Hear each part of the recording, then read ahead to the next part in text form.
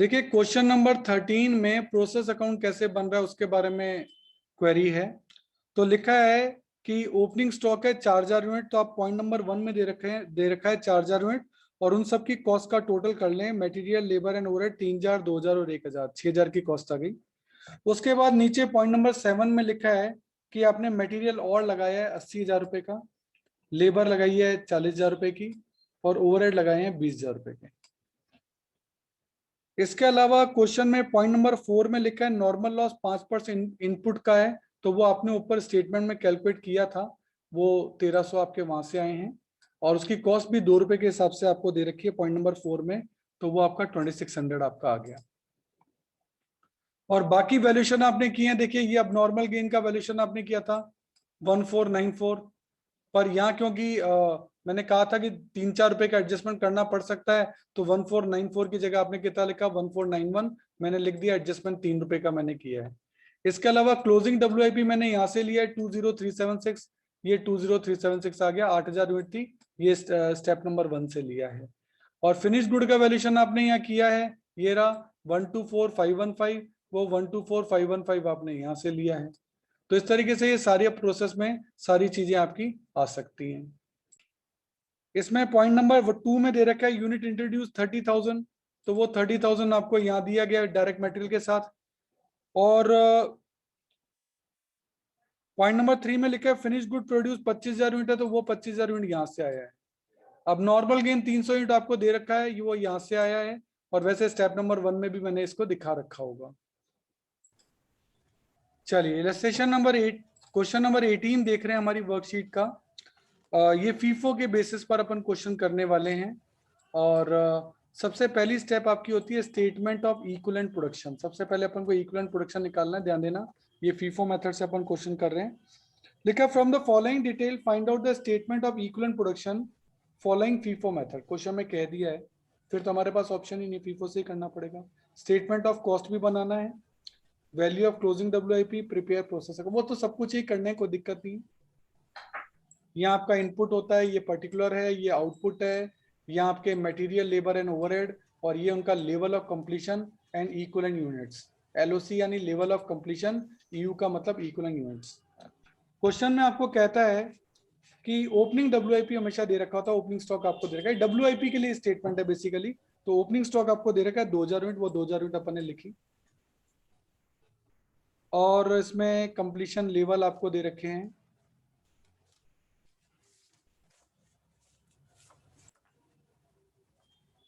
अच्छा, इसके अलावा नीचे थोड़ा जाके लिखा है न्यू यूनिट इंट्रोड्यूस आपकी 8000 है, तो 2000 पहले से थी, 8000 और इंट्रोड्यूस कर दी, टोटल होगा आपका 10,000। ठीक है, ये इंट्रोड्यूस थी अब आपकी। अब मैं कहता हूँ फिनिश गुड्स से अपन काम चालू करते हैं, कैसे अपना कंप्लीशन हुआ होगा काम। कहता है क्लोजिंग WIP जो आपका है वो 2000 है, नीचे पॉइंट नंबर C में दे रखा है, 2000 मैंने लिख दिया। अच्छा, अब अपना प्रोडक्शन कितना हुआ होगा सोचें। 2000 पहले से था, 8000 आपने इंट्रोड्यूस किया, टोटल हो गया 10। 10 में से 2 अभी कंप्लीट नहीं हुआ है, तो फिर कंप्लीट हुआ कितना है 8000। ध्यान देना, 10 में से 2 अभी क्लोजिंग WIP है, तो कंप्लीट कितना हुआ है 8। 8 में से भी 2 तो फीफो मेथड है, ये हम फीफो मेथड से कर रहे हैं। तो सबसे पहले फर्स्ट इन फर्स्ट आउट, तो सबसे पहले ये 2000 इनपुट हुआ था, तो सबसे पहले ये कंप्लीट हुआ होगा। उसके बाद रिमेनिंग 6000 आपका इंट्रोड्यूस में से आया होगा।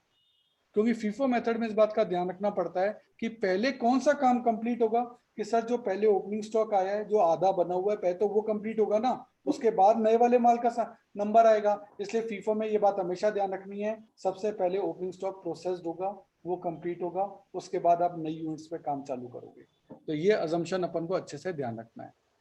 देखिए ओपनिंग स्टॉक के लिए पॉइंट नंबर 1 में अगर आप देखेंगे तो मटेरियल पे 100% काम हो चुका है।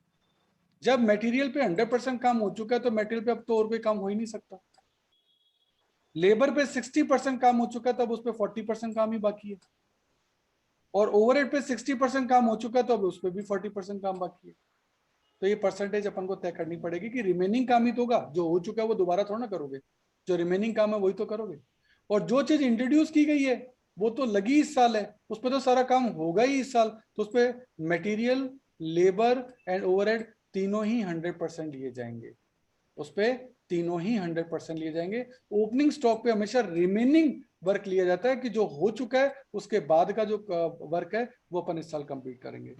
और क्लोजिंग डब्ल्यूआईपी के लिए पॉइंट नंबर सी में खुद नहीं लिखा था कि लेवल ऑफ कंप्लीशन क्या है, कहता है मटेरियल पे 100% लग गया तो मटेरियल पे 100% है, और लेबर एंड ओवर पे 50% है तो लेबर एंड ओवर पे 50 और 50% है। तो सबसे पहले आपको ये लेवल ऑफ कंप्लीशन का परसेंटेज लिखना पड़ता है।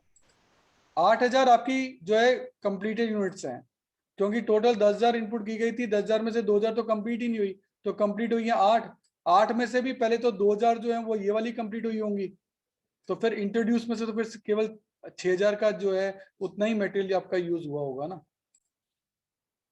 अब देखें आप, अब आपके जब परसेंटेज सेट हो गए तो आपके इनके अमाउंट बड़े इजीली निकल जाएंगे। 2,000 का 40%, 2,000 का 40%, 6,000 का 100%, 100%, 100%, 2,000 का 100%, 50% एंड 50%। और देन इन सब का क्या हो जाएगा, आपका सिंपली टोटल हो जाएगा, ये 6,000, ये 2,000, टोटल बन गए 8,000, ये 800, 6,000, 1,000, टोटल बन गए 7,800, 800, 6,000, 1,000, टोटल बन गए 7,800। ये आपकी इक्विवेलेंट प्रोडक्शन जो यूनिट्स है वो निकल गई, जो कि आगे नेट कॉस्ट पर यूनिट निकालने में काम आएगी। नेक्स्ट स्टेप होती है NCPU, that is called net cost per unit. उसमें मटेरियल, लेबर एंड ओवरहेड, उन तीनों के आपको खर्चे निकालने।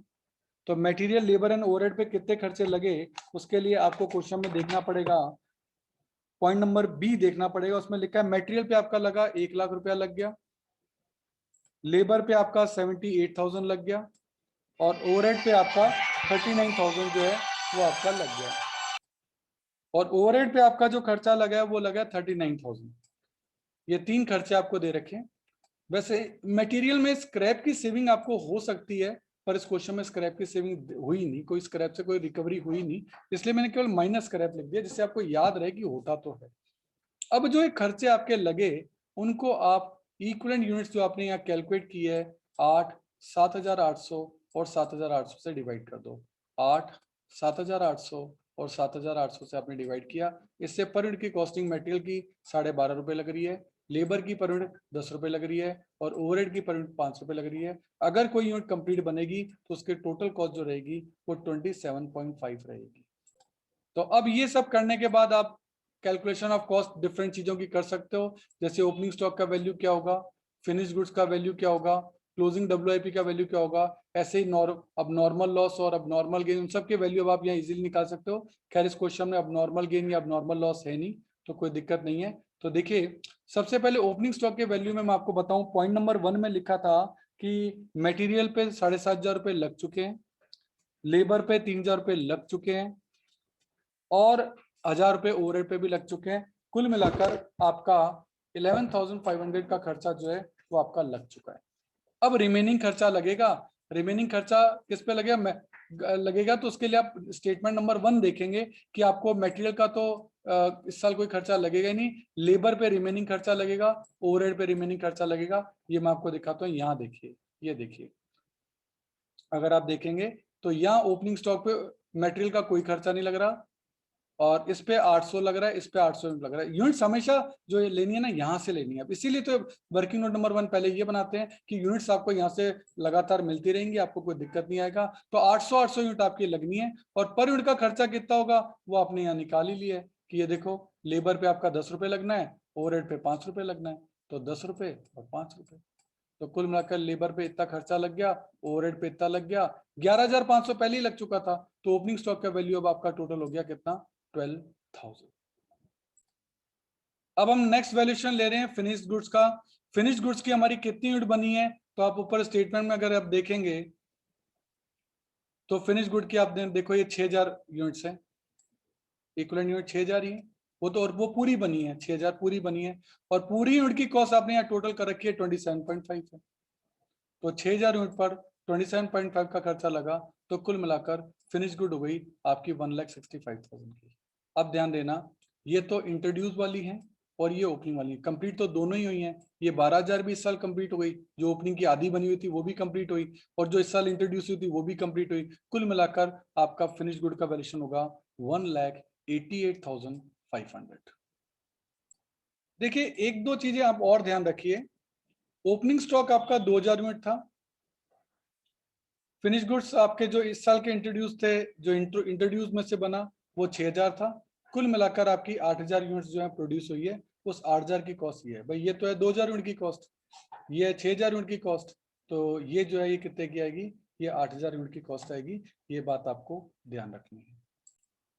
क्लोजिंग डब्ल्यूआईपी की बात कर रहे हैं, मटेरियल लेबर ओवरहेड तीनों के खर्चे लगे हैं, और पर यूनिट तो हमने स्टेप नंबर 2 से ले लिए, 12.5, 10 और 5 देख सकते हैं आप, ये रे 12.5, 10 और 5 पर यूनिट का वैल्यूएशन है, अलग अलग ले लिया, ये तो पूरे यहाँ से आ गए। और यूनिट्स, वो यूनिट्स आपको हमेशा स्टेप नंबर 1 से लेनी है। चेक करो स्टेप नंबर 1 में आपकी ये रही यूनिट्स, 2000, 1000 और 1000, इतनी यूनिट्स के बराबर काम हुआ है। तो 2000, 1000 और 1000 मल्टीप्लाई कर दें, टोटल कर दें, क्लोजिंग स्टॉक का वैल्यूएशन आपका आ गया 40,000। तो अब अपन आ जाते हैं अपनी लास्ट स्टेप पे। हमारा प्रोसेस अकाउंट आपका यहाँ बनना है, सारे वैल्यूएशंस आपने पहले ही कर रखे हैं। जैसे सबसे पहले आ रहा ओपनिंग डब्ल्यूआईपी, ओपनिंग डब्ल्यूआईपी का वैल्यूएशन आपने यहाँ किया था। ओपनिंग डब्ल्यूआईपी 11,500 रुपए तो पहले ही लग चुके थे, जब वो आपके इंट्रोड्यूस हुआ तो 2000 रुपए 11,500 पहले ही लग चुके थे। फिर आपने मटेरियल 8000 का इंट्रोड्यूस किया और ये खर्चे लगाए, खर्चे पॉइंट नंबर बी में दे रखे हैं। मटेरियल पे 1 लाख, लेबर पे 78,000 एंड ओवरहेड पे 39,000, पॉइंट नंबर बी में दे रखा है। और जो कंप्लीट हो जाएगा वो नेक्स्ट प्रोसेस में ट्रांसफर हो जाएगा, तो बाय नेक्स्ट प्रोसेस 8000 यूनिट बनी थी आपकी, और उनका वैल्यूएशन आपने फिनिश गुड्स का निकाला था, जो कि नेक्स्ट प्रोसेस में ट्रांसफर हो रही है, उसका वैल्यूएशन आपने निकाला था 1,88,000, 8000 यूनिट को, ये देखो 8000 यूनिट को आपने 1,88,500 का वैल्यूएशन किया था, वो आपने नेक्स्ट प्रोसेस में ट्रांसफर कर दिया।